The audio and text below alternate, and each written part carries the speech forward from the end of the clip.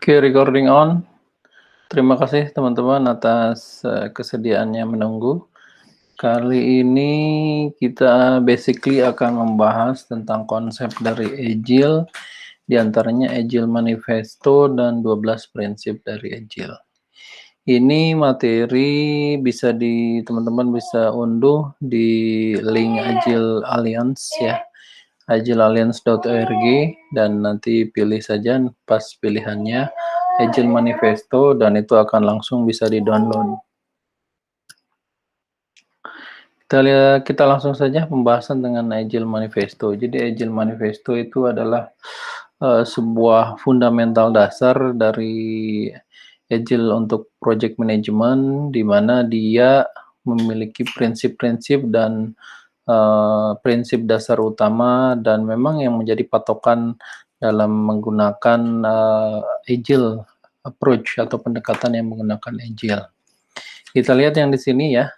We are uncovering better ways of developing software, katanya, by doing it and helping others to do it. Jadi kita memberikan cara yang lebih baik untuk mendevelop sebuah software dengan melakukannya dan membantu orang untuk melakukannya. Through this work we have come to value, untuk pekerjaan itu kita memiliki beberapa value, diantaranya katanya adalah sebagai berikut.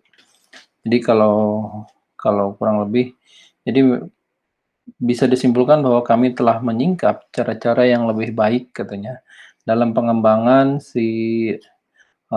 development atau pengembangan perangkat lunak ini dengan menerapkannya dan membantu sesama dalam menerapkan cara tersebut. Melalui upaya ini, kami telah dapat menghargai diantaranya, ya, yang pertama adalah individual dan interaksi. Individual and interactions over process and control. Jadi individual dan interaksi lebih dari proses dan sarana. Jadi bisa diartikan sedemikian. Kalau misalnya dalam satu case ada proses dari sistem ataupun development dari sistem atau bisnis proses dan sarana yang menyertainya, di dalam project management tersebut itu akan lebih dihargai mengenai individu dan interaksi di dalamnya. Itu cara membacanya. Lalu selanjutnya adalah working software over comprehensive documentation, katanya. Jadi perangkat lunak yang dapat dioperasikan lebih dari dokumentasi yang menyeluruh. Jadi perangkat lunak yang memang bisa beroperasi atau bisa running itu lebih baik dibanding dokumentasi yang lengkap dan secara menyeluruh. Lalu selanjutnya ada customer collaborations, customer kolaborasi atau kolaborasi pelanggan lebih dari negosiasi kontrak. Jadi kalau ada negosiasi kontrak dalam project management tersebut, itu akan lebih baik jika memang adanya customer kolaborasi di dalam project management tersebut. Lalu selanjutnya ada responding to change over following a plan, katanya. Tanggap terhadap perubahan itu lebih dari mengikuti perencanaan. Jadi kalau misalnya dibanding kita mengikuti perencanaan, akan lebih baik jika misalnya dalam Agile approach atau pendekatan dengan Agile itu lebih baik untuk tanggap atau respon terhadap segala macam hal yang berhubungan dengan perubahan gitu. Terus selalu dengan demikian, meskipun telah menghargai nilai-nilai atau value yang tercantum di sebelah kanan, ini yang sebelah kanan ini nih, seperti process tools, comprehensive documentations, contract negotiation, dan following plan, atau proses sarana dioperasikan dengan dokumentasi yang menyeluruh, atau negosiasi kontrak, atau mengikuti perencanaan, tapi lebih menghargai nilai-nilai yang berada di sebelah kiri, diantaranya individu dan interaksi, individual and interactions, working software atau perangkat lunak yang bisa beroperasi, lalu customer kolaborasi atau kolaborasi pelanggan, responding the change atau tanggap terhadap pelanggan. Itu dia. Jadi yang lebih dihargai prefer dari sebelah kiri dibanding yang sebelah kanan. Lalu selain itu kita bahas ada 12 prinsip dari Agile. Langsung saja kita bacakan ya. Our highest priority is to satisfy the customer through early and continuous delivery of our valuable software. Jadi yang pertama kali adalah prioritas utama kami dalam hal ini adalah kepuasan pelanggan sejak awal dan senantiasa memberikan perangkat lunak yang berharga, yang berkualitas, itu maksudnya. Terus yang kedua adalah welcome changing requirement, even late in development, agile process harness, change for the customer competitive advantage. Jadi menerima hal-hal yang dibutuhkan untuk menuju adanya perubahan katanya. Walaupun sudah dalam tahap akhir dalam pengembangan, even late in development, proses agile memanfaatkan perubahan tersebut untuk keuntungan kompetitif pelanggannya. Gitu. Jadi tetap walaupun ditelat, dia tetap menghargai dan selalu akan update tersebut di dalam proses development-nya tersebut. Lalu yang ketiga adalah deliver working software frequently from a couple of weeks to a couple of months with a preference to shortest time scale. Jadi memberikan yang ini nih, yang ketiga ya. Jadi memberikan perangkat lunak yang memang dapat dioperasikan dengan baik secara berkala dari setiap beberapa minggu sekali hingga beberapa bulan sekali dengan preferensi skala waktu yang lebih pendek katanya. Shorter time scale gitu. Jadi deliver working software frequently berarti yang secara berkala tersebut.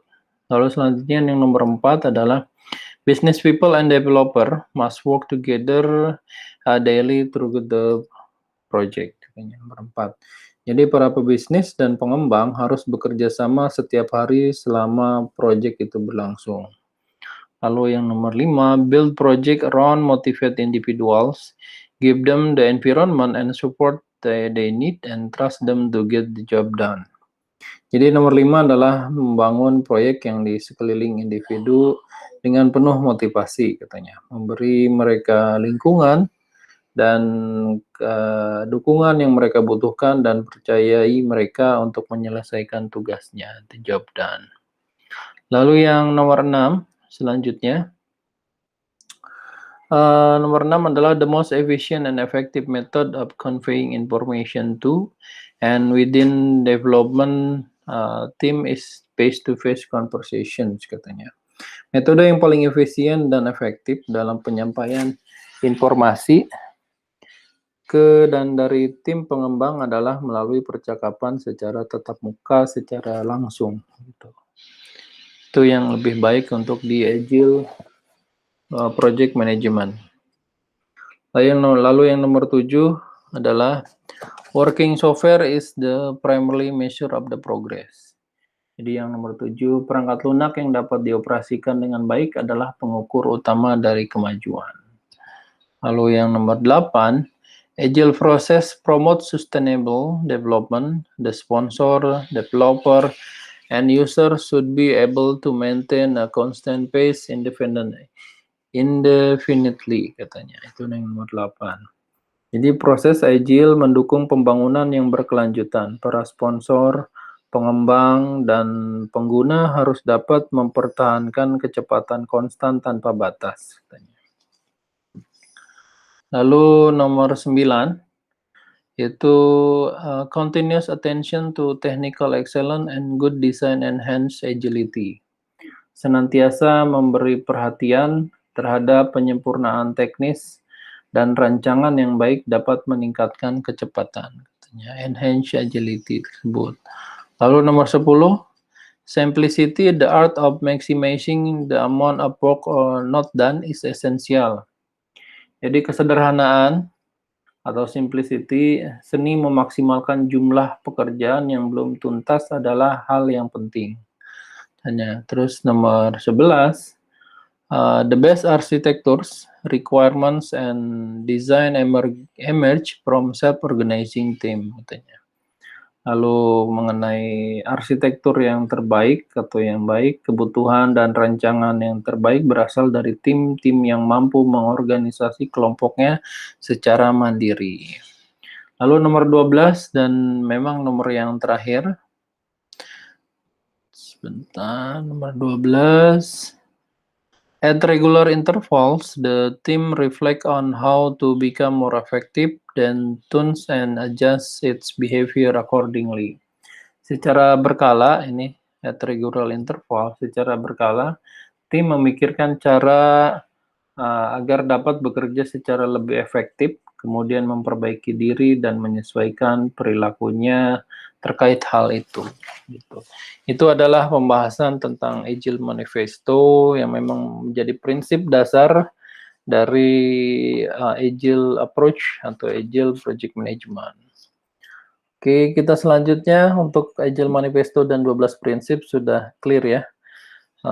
Selanjutnya kita akan bahas mengenai sedikit project management garis besar untuk isi ujian untuk teman-teman yang memang sedang mempersiapkan ujian. Jadi ini khusus untuk di format tahun 2021 di Juni 2019 diperbaruinya.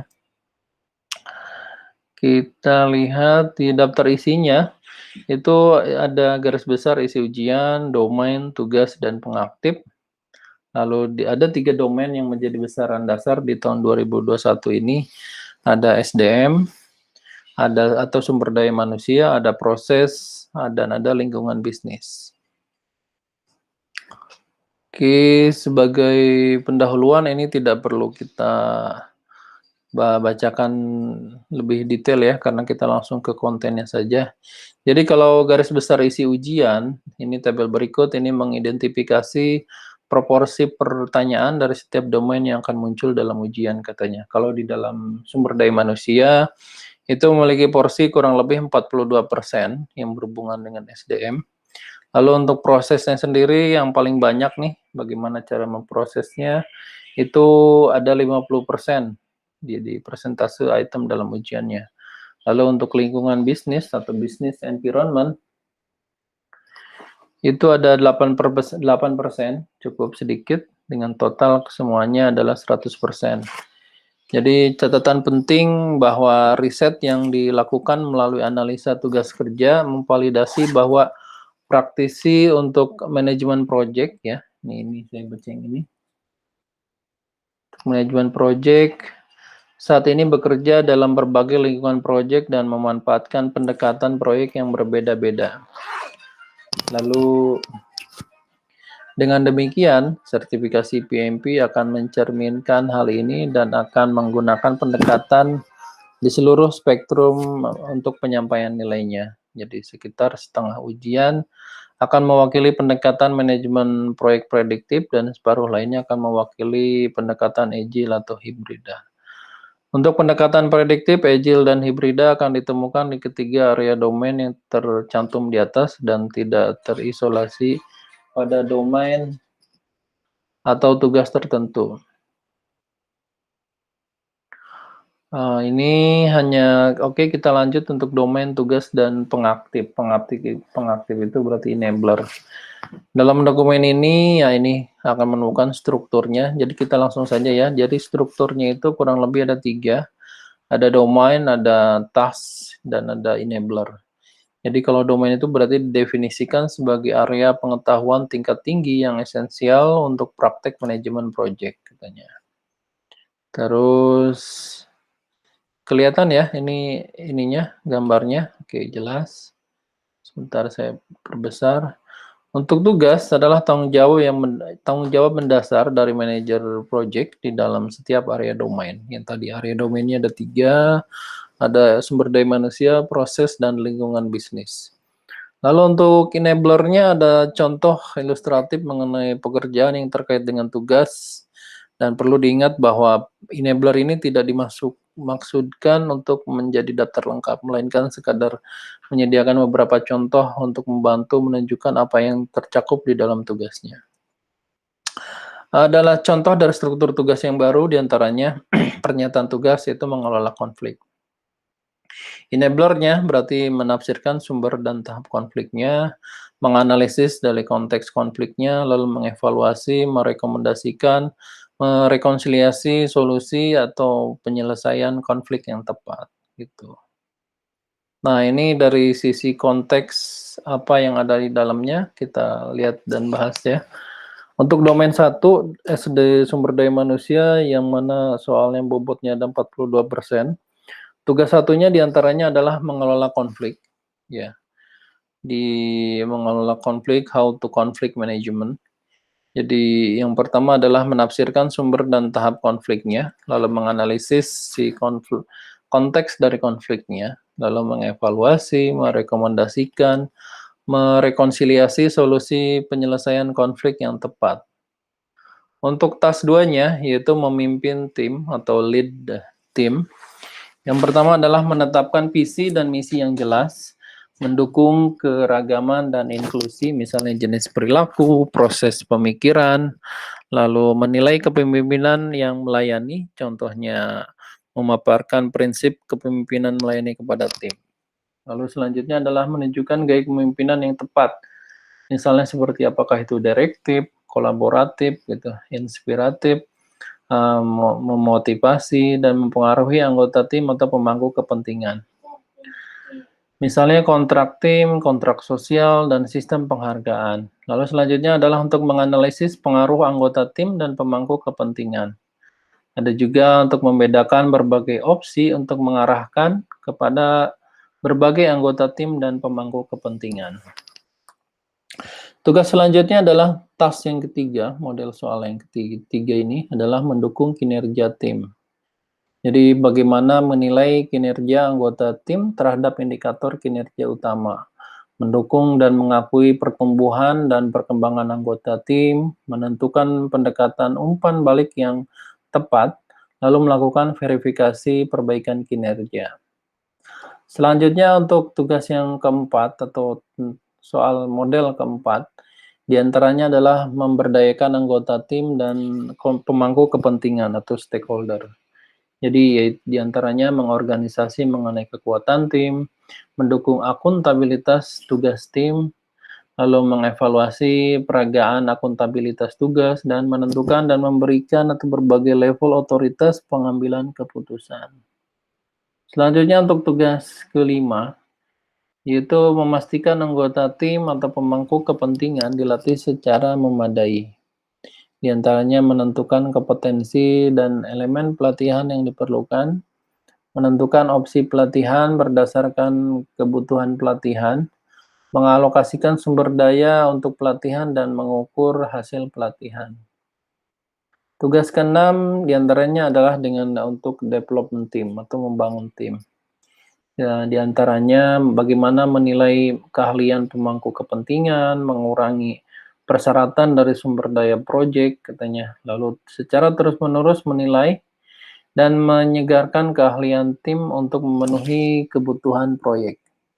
Selanjutnya adalah untuk mengelola tim dan transfer pengetahuan atau knowledge transfer. Tugas nomor 7, selanjutnya masih di SDM ya. In total SDM ini ada berapa? Oh, ada 14. Kita baru sampai 7. Di antaranya menangani dan menghapuskan rintangan, halangan, dan hambatan tim. Di antaranya adalah menentukan rintangan, halangan, dan hambatan kritis bagi tim, memprioritaskan dari rintangan, halangan, dan hambatan kritis bagi tim tersebut, lalu menggunakan jaringan dalam mengimplementasi solusi untuk menghapuskan rintangan, halangan, dan hambatan tim itu. Lalu bagaimana menilai kembali secara terus-menerus untuk memastikan rintangan, halangan, dan hambatan tim itu telah ditangani. Tugas ke-8 atau model yang ke-8 adalah menegosiasikan kesepakatan proyek. Menegosiasikan atau negotiate project itu diantaranya sebagai berikut. Di antaranya menganalisis batas negosiasi untuk kesepakatan, menilai prioritas, dan menentukan berbagai tujuan akhir, melakukan verifikasi bahwa berbagai tujuan kesepakatan proyek telah dipenuhi, lalu berpartisipasi dalam negosiasi kesepakatan, dan menentukan dari strategi negosiasinya. Tugas yang ke-9 atau task 9 adalah berkolaborasi dengan pemangku kepentingan. Di antaranya mengevaluasi kebutuhan keterlibatan untuk pemangku kepentingan, mengoptimalkan keselarasan antara kebutuhan pemangku kepentingan, harapan, dan tujuan proyek. Lalu membangun kepercayaan dan mempengaruhi pemangku kepentingan untuk menyelesaikan tujuan proyek. Tugas ke-10 adalah membangun pemahaman bersama, di antaranya mengurai situasi untuk mengidentifikasi akar penyebab dari kesalahpahaman, menyurvei para pihak yang terlibat untuk mencapai konsensus, mendukung hasil kesepakatan para pihak, dan melakukan investigasi kemungkinan kesalahpahamannya. Selanjutnya tugas 11 atau yang model ke-11 yaitu mengikutsertakan dan mendukung virtual team atau remote work ya. Sekarang mungkin dengan kondisi pandemi ini remote work ini sangat concern sekali dan banyak ini modelnya. Di antaranya dengan memeriksa kebutuhan anggota tim virtual misalnya secara lingkungan, geografi, budaya, global, dan lain-lain. Melakukan investigasi alternatif, misalnya alat komunikasi, kolokasi untuk keterlibatan anggota tim virtual. Kolokasi itu berarti menyatukan tim ke dalam satu lokasi. Lalu mengimplementasi opsi untuk keterlibatan anggota tim virtual. Dan secara terus-menerus mengevaluasi efektivitas keterlibatan anggota tim virtual tersebut. Tugas 12 diantaranya adalah mendefinisikan aturan dasar dari tim. Di antaranya dengan mengkomunikasikan prinsip organisasi dengan tim dan pemangku kepentingan yang eksternal. Ada juga untuk menciptakan lingkungan yang mendorong kepatuhan terhadap aturan dasar dan mengelola dan meneruskan pelanggaran aturan dasar tersebut. Lalu tugas 13 adalah untuk membimbing pemangku kepentingan yang relevan. Di antaranya mengalokasikan waktu untuk bimbingan dan mengenali dan menindaklanjuti kesempatan bimbingan tersebut.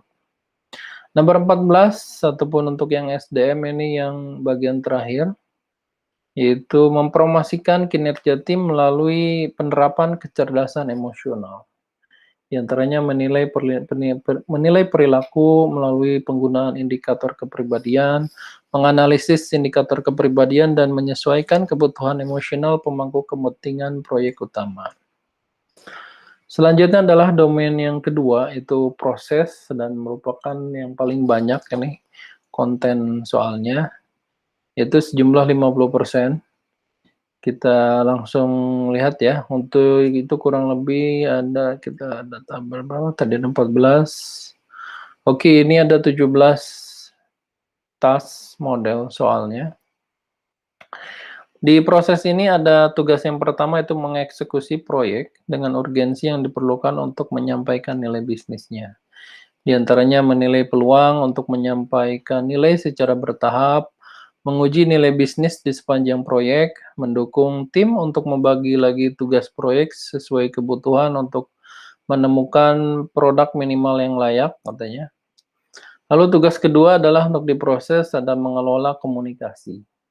Bagaimana menganalisis kebutuhan komunikasi semua pemangku kepentingan, menentukan metode, saluran, frekuensi, dan tingkat detail komunikasi untuk semua pemangku kepentingan. Lalu mengkomunikasikan informasi proyek dan memberikan informasi terbaru secara efektif. Lalu untuk mengelola komunikasi selanjutnya adalah mengkonfirmasi bahwa komunikasi telah dipahami dan feedback atau umpan balik yang diterimanya.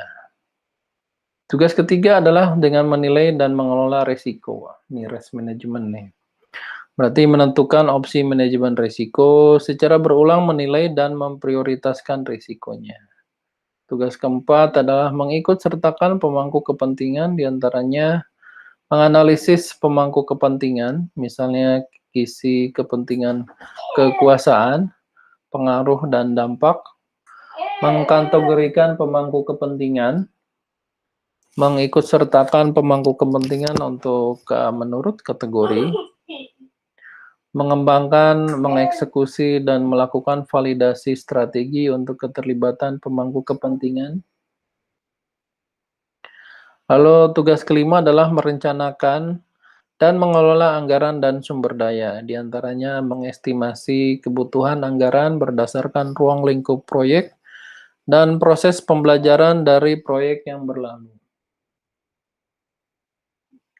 Mengantisipasi tantangan anggaran mendatang, memantau variasi anggaran dan bekerja dengan proses tata kelola untuk penyesuaian sebagaimana yang dibutuhkan. Lalu ada juga merencanakan dan mengelola sumber daya. Tugas keenam adalah yang tadi tugas kelima, sumber daya ya. Yang tugas keenam merencanakan dan mengelola jadwal atau schedule.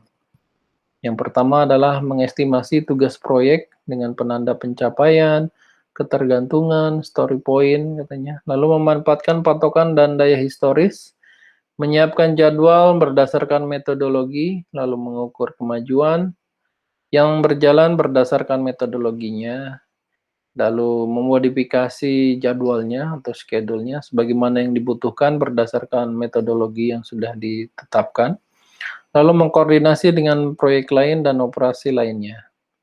Tugas 7 adalah merencanakan dan mengelola kualitas atau quality product atau output atau hasil.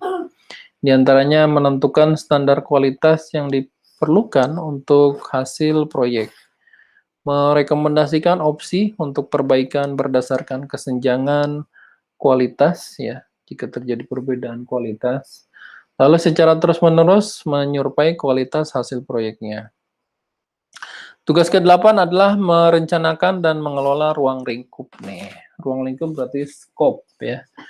Menentukan dan memprioritaskan kebutuhan atau needs-nya, menguraikan ruang lingkup misalnya dengan work breakdown structure, WBS, pekerjaan yang belum diselesaikan, lalu memantau dan memvalidasi dari ruang lingkupnya. Tugas ke-9 adalah mengintegrasikan aktivitas perencanaan proyek, diantaranya mengonsolidasikan rencana proyek atau fasenya, menilai rencana proyek terkonsolidasi untuk ketergantungan, kesenjangan, dan nilai bisnis berkesinambungan. Selanjutnya adalah menganalisis data yang dikumpulkan, mengumpulkan dan menganalisis data untuk mengambil keputusan proyek berdasarkan informasi yang memadai, dan selanjutnya adalah menentukan persyaratan informasi yang kritis atau critical point. Tugas ke-10 adalah bagaimana mengelola dari perubahan proyek atau change project atau change request dan sebagainya. Di antaranya mengantisipasi dan mengakui kebutuhan atas perubahan. Misalnya dengan mengikuti praktek manajemen perubahan atau change management, lalu menentukan strategi untuk menangani perubahan tersebut, mengeksekusi strategi manajemen perubahan berdasarkan metodologi. Selanjutnya adalah menentukan respon perubahan untuk kemajuan proyeknya. Tugas ke-11, model ke-11, yaitu merencanakan dan mengelola pengadaan ataupun procurement. Di antaranya dengan menentukan persyaratan dan kebutuhan sumber daya, mengkomunikasikan persyaratan sumber daya, mengelola pemasok atau supplier atau kontraknya, kontrak kerjanya, merencanakan dan mengelola strategi pengadaan, mengembangkan solusi penyampaian. Selanjutnya tugas yang ke-12 adalah mengelola artefak proyek. Jadi artefak proyek itu informasi yang menjadi acuan dokumen penting dari proyek. Di antaranya menentukan persyaratan apa, kapan, di mana, siapa, dan lain-lain untuk mengelola artefak proyek tersebut. Memvalidasi bahwa informasi proyek terus diperbaharui sesuai informasi terkini. Misalnya untuk kontrol versi ya, yang dan dapat diakses oleh semua pemangku kepentingan. Dan secara terus-menerus menilai efektivitas manajemen artefak proyek tersebut. Selanjutnya adalah 13, menentukan praktek dan metodologi proyek yang tepat. Di antaranya dengan menilai kebutuhan, kerumitan, dan besaran dari proyek, merekomendasikan strategi eksekusi proyek, misalnya kontrak pembiayaan, lalu merekomendasikan metodologi atau pendekatan proyek, misalnya dengan apakah dengan prediktif atau waterfall, agile atau memang hibrid. Jadi kedua itu dilakukan gitu. Kedua approach ataupun pendekatan itu diberlakukan. Selanjutnya yang terakhir adalah menggunakan secara berulang praktik bertahap atau secara increment di sepanjang daur hidup atau life cycle proyeknya. di antaranya dengan proses pembelajaran, keterlibatan pemangku kepentingan, dan risikonya. Tugas ke-14 adalah membangun struktur tata kelola proyek, di antaranya membangun tata kelola yang tepat untuk suatu proyek, misalnya mereplikasi tata kelola organisasi, lalu menentukan jalur dan ambang eskalasinya. Tugas ke-15 adalah mengolah masalah dari proyeknya atau problem di dalam proyek. Bagaimana mengenali kapan risiko itu menjadi masalah, lalu mengatasi masalah dengan tindakan optimal untuk mencapai keberhasilan dari proyek katanya. Yang selanjutnya adalah berkolaborasi dengan pemangku kepentingan yang relevan tentang pendekatan untuk memecahkan masalah. Tugas keenam adalah memastikan transfer pengetahuan atau knowledge transfer untuk keberlanjutan dari proyek.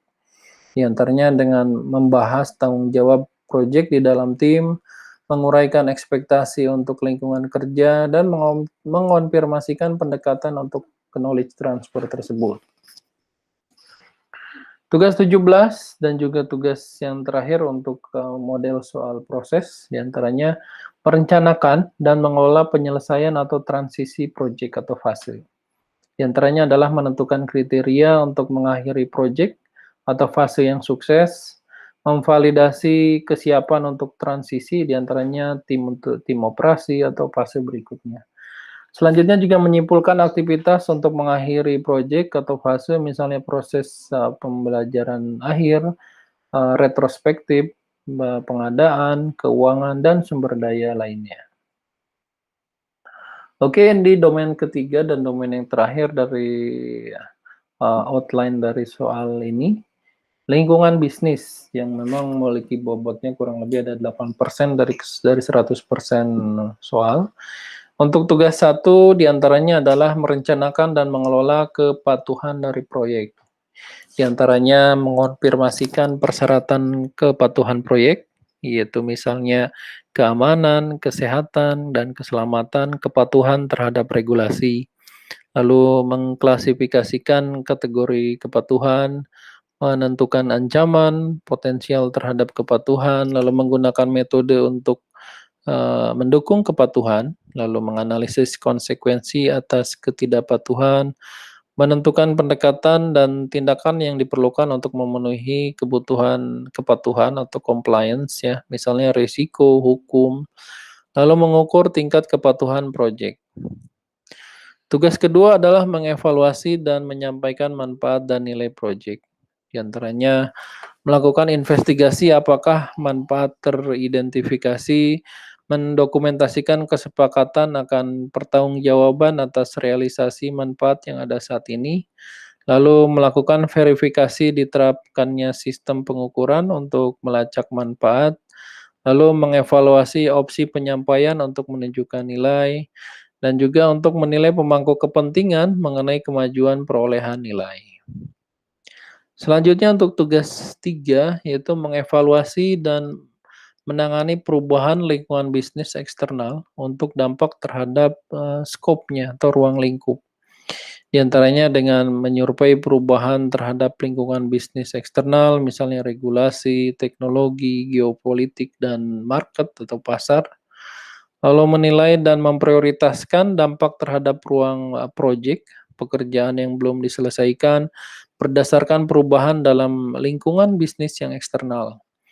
Lalu merekomendasikan opsi untuk perubahan ruang lingkup atau pekerjaan yang belum diselesaikan, misalnya jadwal, perubahan biaya gitu. Dan secara terus-menerus meninjau lingkungan bisnis yang eksternal untuk mengetahui dampak terhadap ruang lingkup proyek atau pekerjaan yang belum diselesaikan. Sedangkan untuk tugas yang keempat atau tugas yang terakhir adalah dengan mendukung perubahan organisasinya.